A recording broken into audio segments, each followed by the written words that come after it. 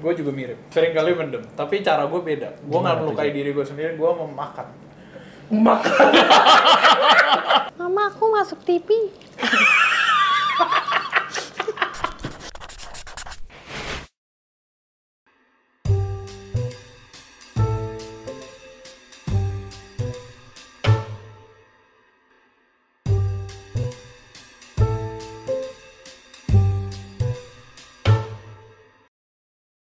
Brothers and sisters, selamat datang di Kemeja, kebersamaan di meja. Kita pasti pernah punya momen di mana makan bersama dan juga berbagi cerita menyatukan kita. Oleh karena itu hari ini Hello God hadir mengundang beberapa teman untuk bersama-sama kita membahas topik mengenai emotion. Bagaimana cara kita mengontrol emosi yang tepat? Banyak anak muda struggle dengan hal ini. Oleh karena itu kita akan mendiskusikan dan juga bersama-sama berbagi cerita. Penasaran gimana? Yuk kita masak! Teman-teman, di episode kebersamaan di meja kali ini kita akan menghidangkan sesuatu yang sangat tidak biasa dimasak di sebuah rice cooker, yaitu adalah popcorn. Wow! Teman-teman, popcorn adalah hidangan yang biasa kita nikmati ketika kita sedang menonton bioskop ataupun menonton sebuah film. Dan teman-teman, kita menghidangkan ini sengaja di kemeja karena kita percaya apapun makanannya ketika dikelilingi dengan kerabat ataupun sahabat, kita bisa berbagi cerita sambil menikmati hidangan tersebut. Dan teman-teman, sudah disampaikan tadi bahwa gua dan teman-teman yang lain kita akan membahas satu topik yang sangat luar biasa, topik yang dimana anak-anak muda zaman sekarang masih struggle dalam menemukan dan juga mengendalikan emosi kita semua. Teman-teman, kita harus mengakui bahwa kita adalah manusia yang tidak sempurna dan masih struggle dalam. Tapi disitulah indahnya kemeja, dimana kita bersama-sama di meja, kita berdiskusi, kita bercerita tentang kehidupan, dan kiranya cerita ini boleh menjadi berkat. Selamat menikmati teman-teman semua. Shalom teman-teman semua. Shalom. Damai sejahtera beserta. Damai sejahtera beserta teman-teman. Akhirnya kita kembali lagi di kemeja, tapi dengan topik yang berbeda. Kali ini teman-teman udah lihat di thumbnail semua, kita akan membahas mengenai emotional damage.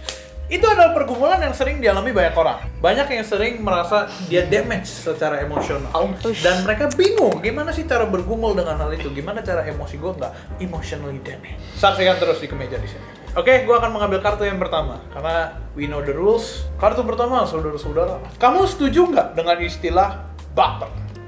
Kenapa? Contoh, dibilang, lu gendutan deh. Terus ketika marah, dibilang baperan gitu kan. Disclaimer, saya tidak marah ketika dibilang gendutan. Wih, contoh.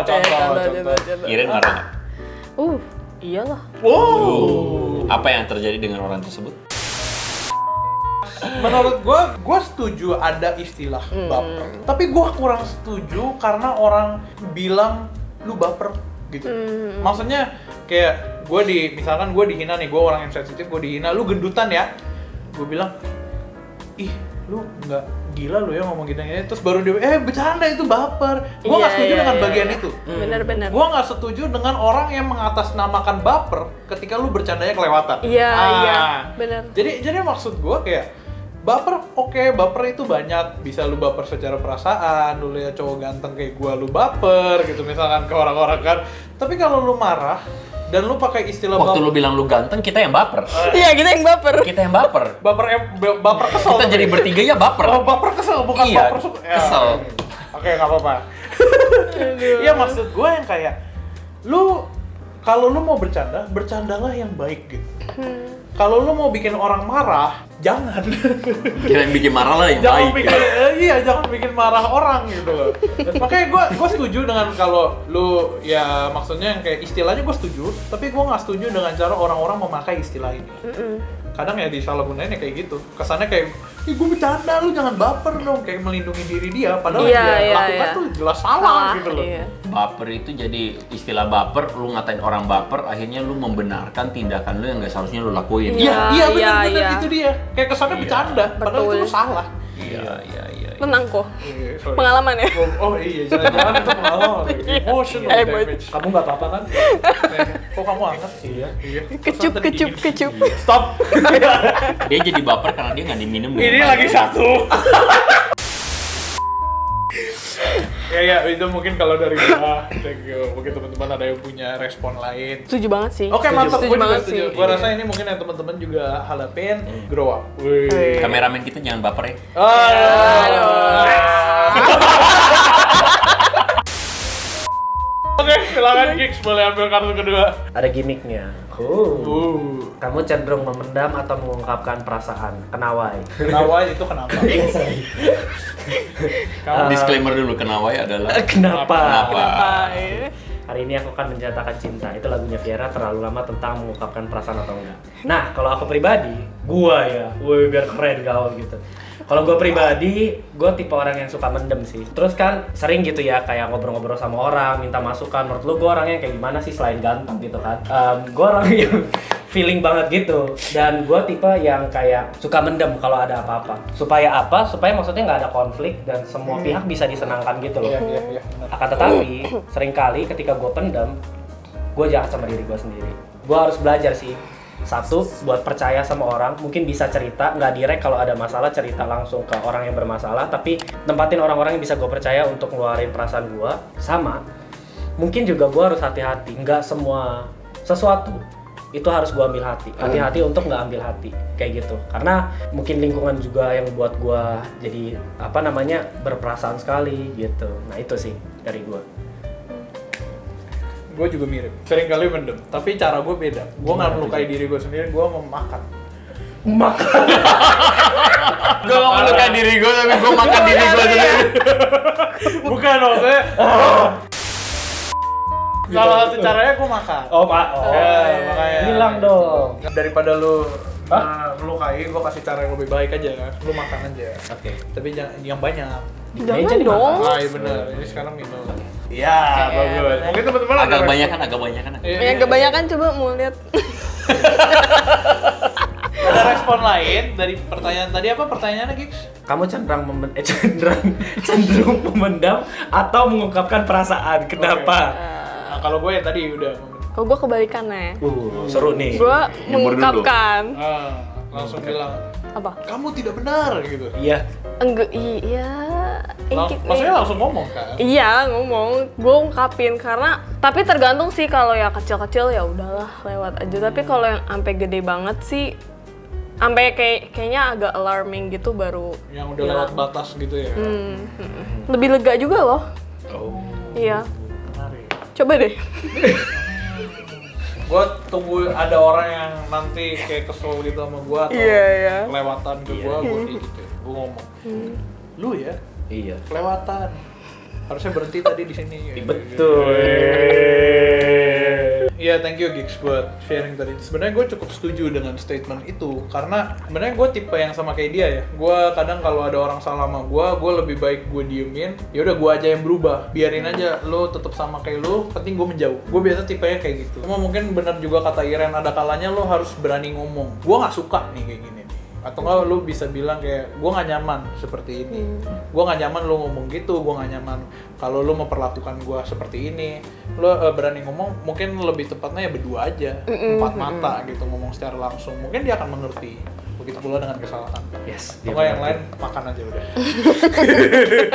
Ya kurang lebih gitu. Oke, Iren silakan. Tergantung kayaknya. Tergantung apa tuh? Tergantung dari seberapa pentingnya orang itu buat lu. Iya.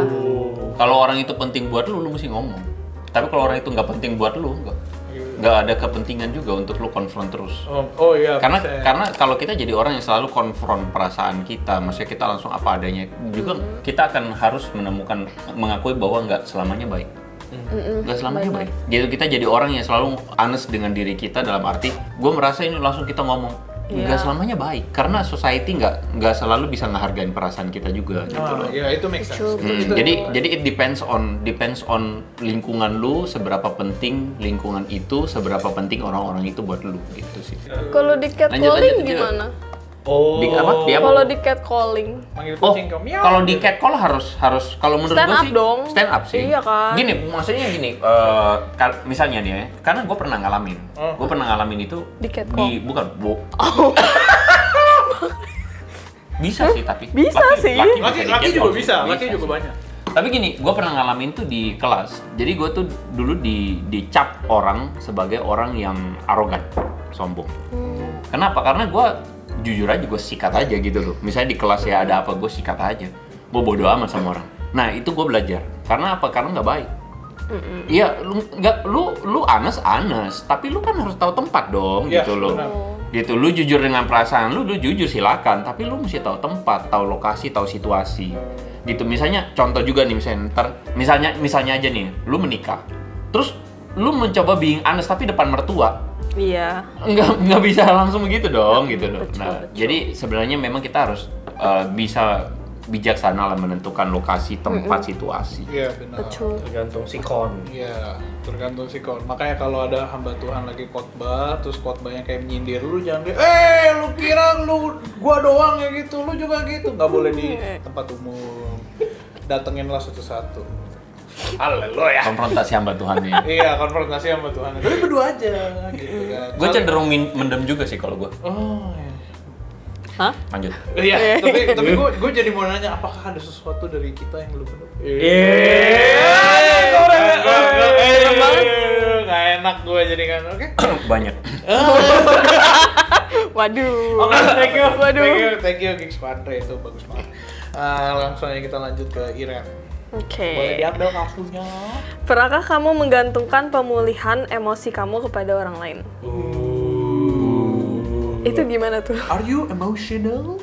Itu gimana tuh? Ya, maksudnya gini, lu menggantungkan pemulihan emosi lu pada orang. Pokoknya lu mencari pemulihan tuh dari orang ini. Misalkan Gigs, lu kayak orang dari dulu kesel sampai lu kayak capek gitu, kok gua kesel terus ada Gigs kayak setiap kali lu ada Gigs damai, sejahtera.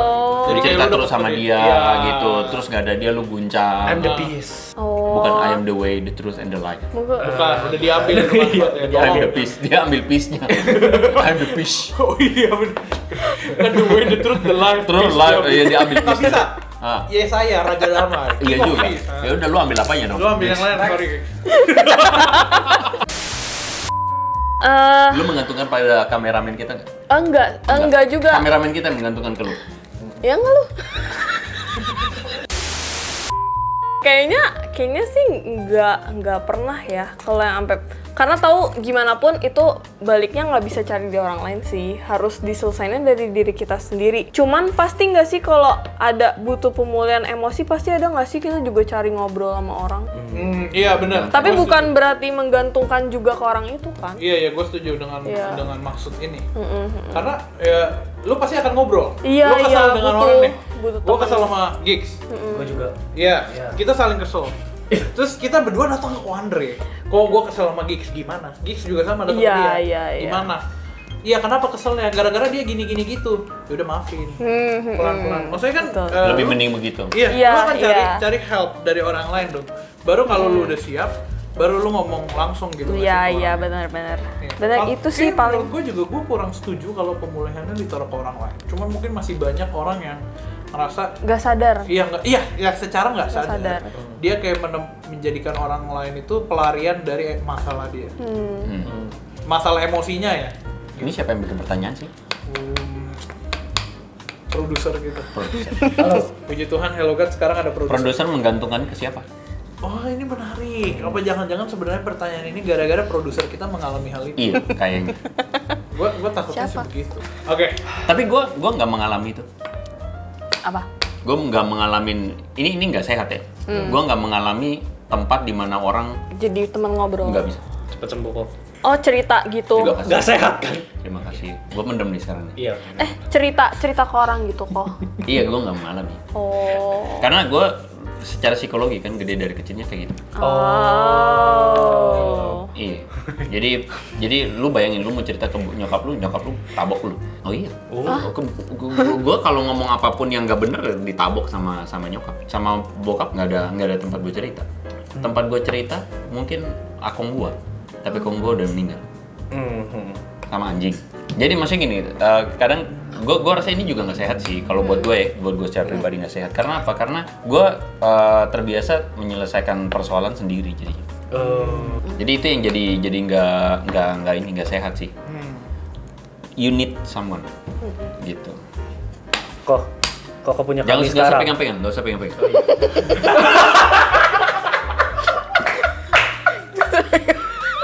Stop. Gua tahu gimana cara kita supaya lebih refresh lagi. Kan udah ada minuman, nggak afdol kalau kita nggak ada snack. Ayo kita ke snack dulu. Ya teman-teman, jadi kali ini kita ada kedatangan popcorn. Ini ada filosofinya juga ya, saudara-saudara ya. Apa tuh? Karena terkadang kita menonton cerita orang lain, tapi kita tidak menonton cerita kita sendiri. Oh, wow. Karena kan nonton identik dengan lu makan popcorn. Mama, aku masuk TV.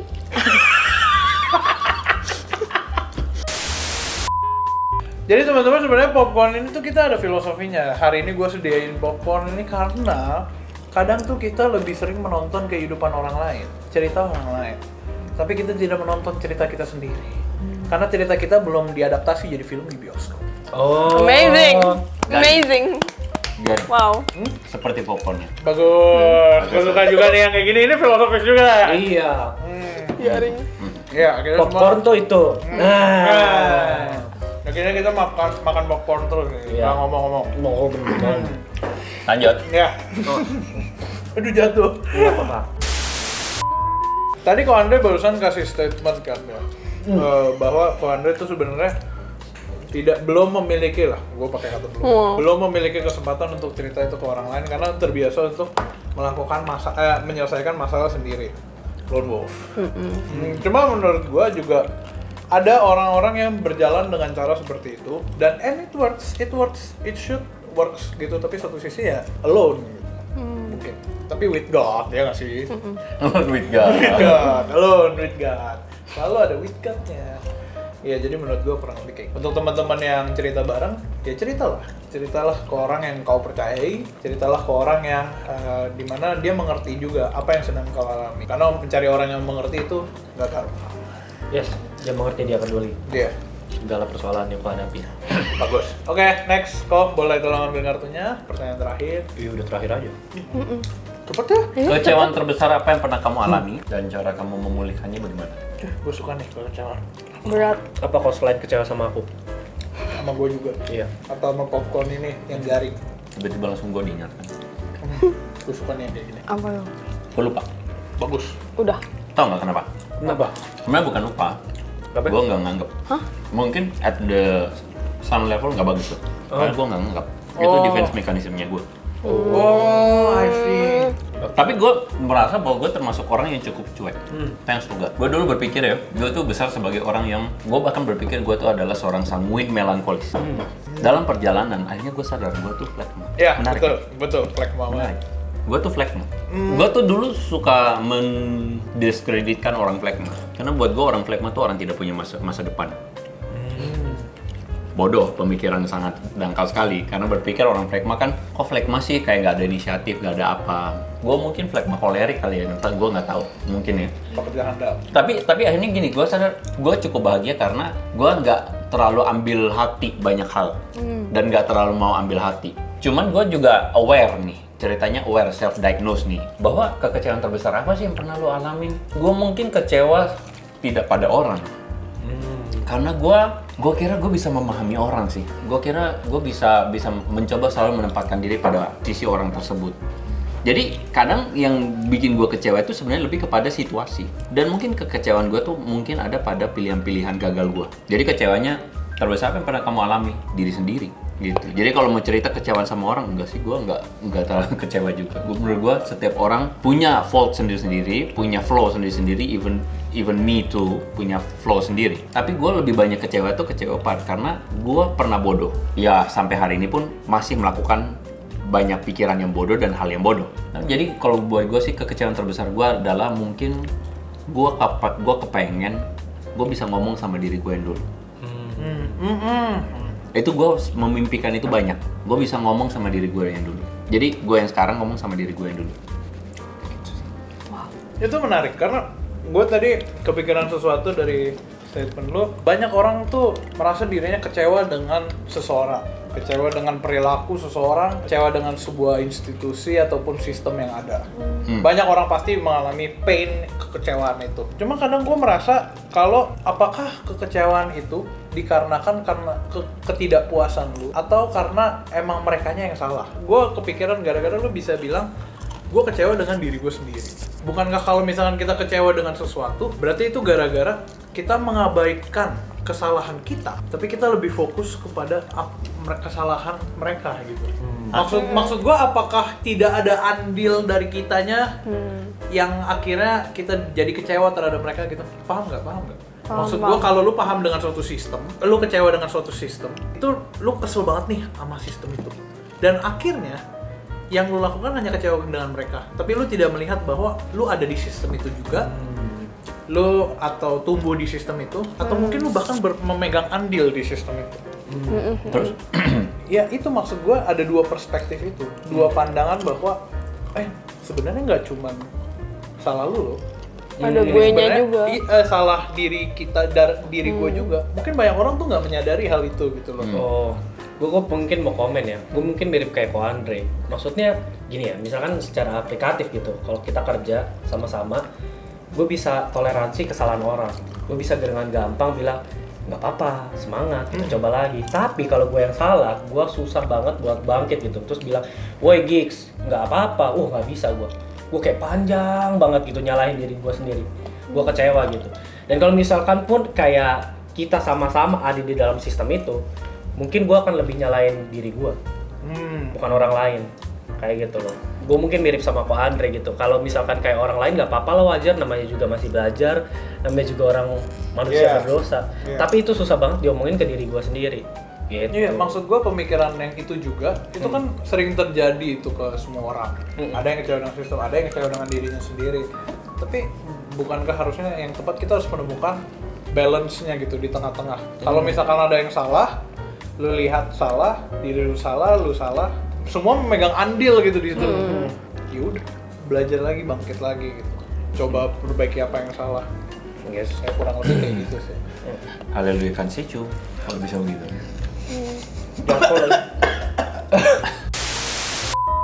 Oke, mungkin buat teman-teman yang merasa dirinya kok gua emosian banget, kok gua berasa kayak banyak orang tuh bikin gua baperan atau bikin gua gampang bikin orang baperan. Mungkin satu sisi kita harus mengkoreksi diri kita ya. Kita harus melihat sebenarnya tuh kita backgroundnya apa, kita punya pemikiran tuh kayak gimana, kenapa kita kecewa, kenapa kita kesel.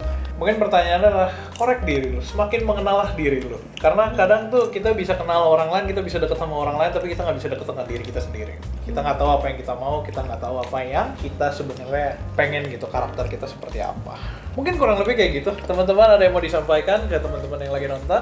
Selain kita ngunyah popcorn ini dari tadi nggak habis-habis. Najis sekali ya, Iya. teman-teman mau? Iya. Nggak bisa. Nggak boleh gitu Jul, nanti nggak ada yang nonton, maaf. Oh iya. Tapi kan mereka udah nonton sampai habis dulu baru mereka denger lu ngomong. Ya bisa aja dia taruh situ.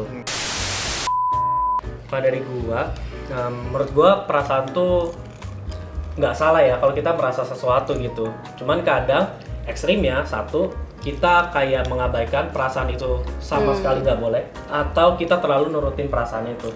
Nah bener yang kayak Talo bilang, harus ada balancing gitu juga antar perasaan dan logika kayak gitu. Jadi menurut gua selama ini ya kayak perasaan tuh anugerah juga, karena akhirnya kita bisa merasakan kayak Tuhan kayak gitu loh, apa yang orang lain rasakan kayak gitu. Dan gua pribadi sangat bersyukur kalau misalkan kayak tadi gue sempat bilang ya, gue tuh susah bangkit, gue susah nyalain orang. Gue bersyukur ada teman-teman yang kayak gue lagi susah, gue ngobrol sama dia validasi perasaan gue, dan gue akhirnya bisa bangkit lagi gitu loh. Dan maksudnya ya setiap kita ya dipanggil gitu loh, jadi Kristus buat dengerin, jadi Kristus kecil lah sesuai namanya kalau Kristen.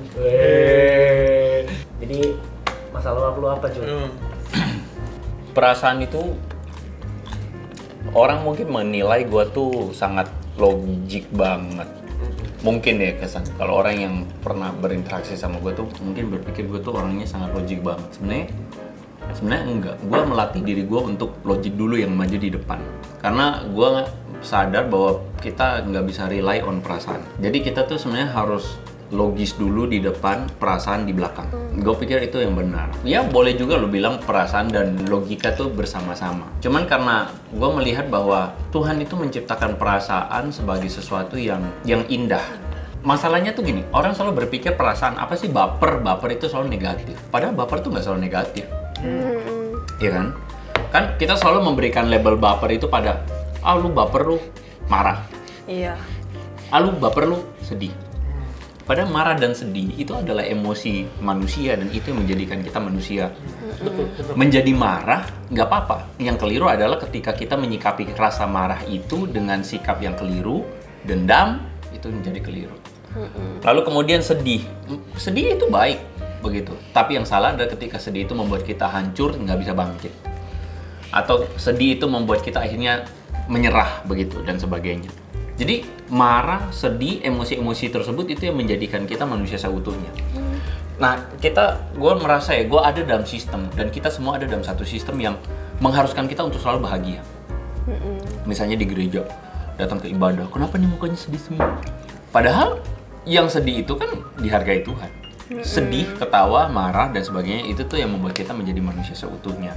Nah, asal kita meminta supaya emosi-emosi yang kita alami atau rasakan tuh emosi yang kudus ya.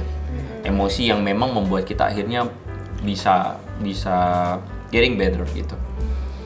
Ya gue rasa gue juga struggle dalam hal ini begitu. Struggle dalam hal seringkali karena harus jadi misalnya hamba Tuhan atau jadi seorang yang everybody look up to. Jadi gue harus stabil secara emosi. Iya nggak? Jadi harus stabil secara emosi. Ya, which is stabil secara emosi itu penting, tetapi pretend to be stabil itu kan nggak baik. Oh ya benar. Jadi kadang-kadang kita tuh punya role-role tertentu yang memang mengharuskan kita untuk being stable, terlihat stabil. Ya syukur kalau itu beneran stabil gitu. Tapi kalau membuat kita benar-benar harus being stable itu careful, hati-hati. Nah sebenarnya memang makanya circle kita itu menolong, lingkaran dekat kita itu menolong untuk apa? Untuk kita kayak tadi Gigs cerita memvalidasi perasaan dan sebagainya, gitu sih ya. Thank you kok. Kalau udah seperti itu, gua rasa untuk teman-teman, find your circle, find your friend, find a place to talk. Ada di Hello God. Ada di Hello God. Hello God. Bener.